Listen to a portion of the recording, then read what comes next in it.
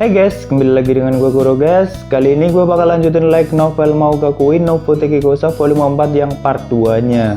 Jelas ini isinya adalah spoiler untuk anime season 2 nya. Walaupun kayaknya belum ada pemberitahuan pasti mengenai season 2 nya guys. Atau malah kalian udah dapet infonya. Buat kalian yang mau kena spoiler bisa close video ini. Dan buat yang masih penasaran mari kita lanjut guys.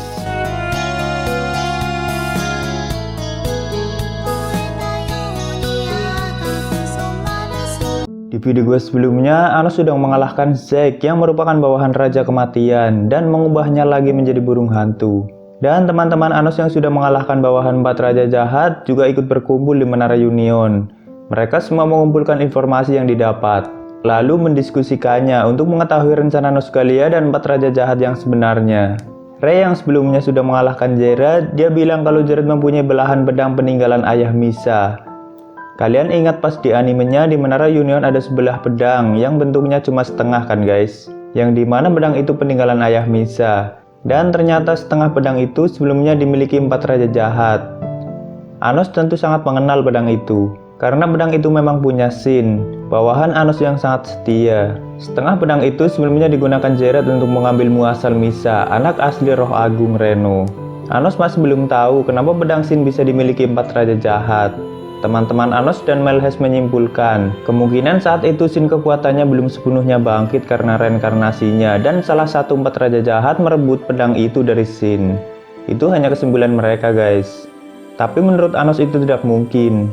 Anos bilang jika saja 4 Raja Jahat itu menggabungkan kekuatannya, mereka masih belum bisa mengalahkan Shin. Karena Shin Reglia itu sangat kuat. Misa dan semuanya pun tidak habis pikir seberapa kuat Shin Reglia itu. Rey yang merupakan pahlawan kanon juga setuju dengan Anos. Dia jelas paham kekuatan Shin Reglia 2000 tahun yang lalu. Lalu Melhes mengingat kalau dulu Shin pernah berpesan padanya.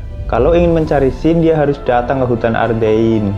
Karena memang dulu setelah Anos mengorbankan dirinya, Anos menyuruh Shin untuk menjaga Reno di hutan Ardein. Perlu diketahui di sini mereka masih belum tahu anak dewa yang sebenarnya guys. Yang mereka tahu hanya ada 3 kemungkinan, yaitu Sasha dan Misa Necron, Sesha, dan juga Misa. Akhirnya mereka memutuskan untuk pergi ke hutan Ardein, tapi mereka belum tahu betapa sulitnya memasuki hutan Ardein. Kalau hanya Rey dan Anos mungkin masih bisa, tapi berbeda dengan yang lain. Karena hutan Ardein berbeda dengan tempat-tempat lain. Mereka tidak bisa menggunakan Gatom untuk teleport ke hutan Ardein. Karena hutan Ardein adalah hutan yang terbentuk dari rumor dan selalu berpindah-pindah tempat atau berjalan. Jadi tergantung rumor yang ada di zaman ini. Oh iya, sebelumnya Dewa Nosgalia yang sementara memutuskan untuk menjadi guru di Delsogade, dirinya akan mengadakan ekspedisi sekolah menuju hutan Ardein. Jadi Anos dan teman-temannya memutuskan untuk mengikuti rencana Nosgalia guys. Agar Anos bisa menjaga para murid dari ancaman, sekaligus mengawasi Nosgalia.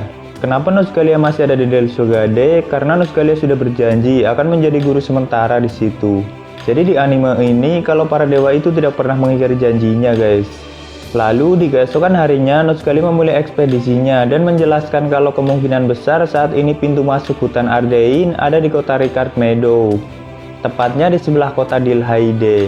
Tapi ada syarat untuk memasuki hutan tersebut. Yaitu mereka harus membuat Roh Titi tertawa, barulah Roh Titi itu akan membimbing mereka masuk. Dan ekspedisi itu akan berlangsung selama 10 hari. Anos dan teman-temannya pun menggunakan Gatom untuk pergi ke kota yang ada di sebelah Ricard Meadow untuk mencari rumor hutan Ardein dan menemukan pintu masuknya guys. Mereka pun berpencar dengan tim seperti biasa. Kita fokus ke Anos, Sasha, dan Misa Necron saja guys. Yang pada saat itu Anos menolong gadis kecil yang sedang dipukuli dan mendapatkan informasi Ardein darinya. Tapi dengan syarat Anos harus membawanya ikut ke hutan Ardein. Gadis itu hilang ingatan dan hanya mengingat tentang Ardein, jadi dia memutuskan untuk ikut dengan Anos. Rumor di zaman ini mengatakan kalau hutan Ardein akan muncul di kota Ricard Meadow setiap gerhana matahari. Selama 3 menit dan gerhana matahari akan datang 9 hari lagi. Tapi Anos tidak sabar menunggunya dan disinilah adegan gila dimulai guys.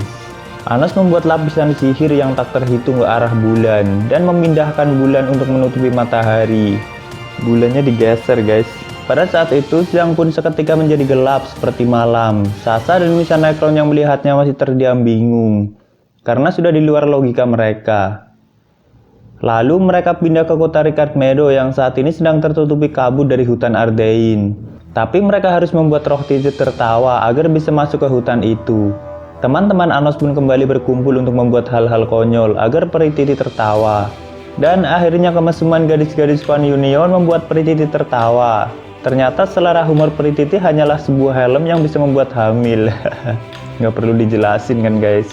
Peri Titi pun menunjukkan dirinya dan mereka semua mengelilingi Anos. Mereka masih mengingat Anos sebagai Raja Iblis yang kejam. Mereka sangat berisik dan mengucapkan kata berulang-ulang guys. Lalu mereka membawa Anos dan temannya masuk ke hutan Ardein. Di perjalanan masuk ke dalam hutan, Anos juga menanyakan Sin Reglia pada Peri Titi. Tapi Peri Titi tidak mau menjawabnya. Peri Titi tidak bisa berbohong, jadi mereka memilih untuk tidak mengatakannya. Para peri Titi juga mengelilingi Misa sambil kegirangan karena bau Misa sama dengan Reno, ibu roh agung. Peri Titi terus saja bilang kalau Misa sudah datang, anak asli Reno. Karena sekarang ibu roh mereka sudah tidak ada. Reno sudah lenyap beberapa tahun yang lalu. Dan sampailah mereka di pohon yang sangat besar, yang bahkan besarnya setara dengan Del Sogade. Di dalam pohon itu terdapat ruangan seperti sekolah yang sangat besar. Mereka pun memasuki pohon besar itu dibarengi dengan Nosgalia yang ada di belakang mereka. Setelah mereka berada di dalam ruangan pohon besar, pintu masuk tiba-tiba menghilang dan mereka tidak bisa keluar dari pohon besar itu. Tapi di dalam ruangan itu sudah ada Raja Scarlet, Raja Kegelapan dan Raja Kutukan. Mereka bilang sudah terjebak di ruangan itu sejak lama, katanya sih guys. Jadi gini guys, gue jelasin dikit tentang pohon besar dan situasi hutan Ardein saat ini. Hutan Ardein saat ini mempunyai Raja Roh yang bahkan Anos tidak tahu. Karena 2000 tahun yang lalu jelas Reno lah yang menjadi ratunya. Tapi sekarang Ardein mempunyai Raja Roh yang baik karena para peri Titi dan roh-roh di dalamnya menyukai Raja Roh. Dan di dalam hutan Ardein terdapat monster-monster yang kuat seperti serigala Zenul dan juga ular besar yang panjangnya 3 kali putaran bumi. Dan juga ada pohon yang sangat besar yang di dalamnya terdapat ruangan besar seperti sekolah roh. Dan diawasi langsung oleh pohon itu yang bernama Ayunin. Anos dan teman-temannya sekaligus 4 raja jahat yang salah satunya dirasuki oleh Nosgalia ada di dalam ruangan itu. Sekali mereka memasuki pohon besar itu, mereka tidak dapat keluar kecuali mengikuti aturan yang ada. Mereka harus menjawab pertanyaan dengan benar yang diberikan pohon besar Ayunin. Dan jika mereka mendapat nilai yang tinggi sekaligus bisa menyelesaikan ujian yang diberikan Ayunin, mereka akan dipertemukan dengan Raja Roh. Itulah tujuan Anos dan teman-temannya sekarang guys. Di sini Anos masih berpikir kalau Raja Roh lah yang menahan Sin. Dan Anos berpikir harus menemuinya. Di dalam ruangan itu Anos terus bertengkar dengan King Scarlet, tapi tidak sampai gelut guys. Karena saat itu Anos memanggil Del Sogade ke atas pohon Ayunin dan mengeluarkan pedang Venus Donor. Jadi 4 raja jahat memilih untuk tidak meladeninya. Tapi Anos sudah curiga kalau 4 raja jahat dan Nosgalia bekerja sama dengan Raja Roh. Singkat cerita, Anos dan teman-temannya mampu menyelesaikan ujian pertama karena dibantu oleh gadis hilang ingatan yang sebelumnya ditolong Anos. Gadis itu ternyata juga seorang roh yang bernama Lina karena Anos sudah mengembalikan ingatannya. Tapi tidak sepenuhnya guys. Anos dan teman-temannya menghabiskan waktu 1 minggu di dalam pohon Ayunin dan mereka hanya tinggal menyelesaikan ujian terakhir untuk menemui Raja Roh. Melheis dan 7 leluhur iblis lainnya sekarang berada di kastil Midheis milik Elio. Mereka menghubungi Anos menggunakan sihir lak dan memberitahu Anos kalau upacara pengumuman Raja Iblis telah ditunda karena Anos tidak datang. Pasca setelah perang kemarin melawan Jerga, para atasan iblis memutuskan untuk mengadakan upacara pengumuman Raja Iblis telah kembali. Dan Raja Iblis itu jelas Anos Voldigoth. Itu dimaksudkan agar keberadaan Raja Iblis nantinya bisa menjaga perdamaian yang saat ini mereka sudah dapatkan.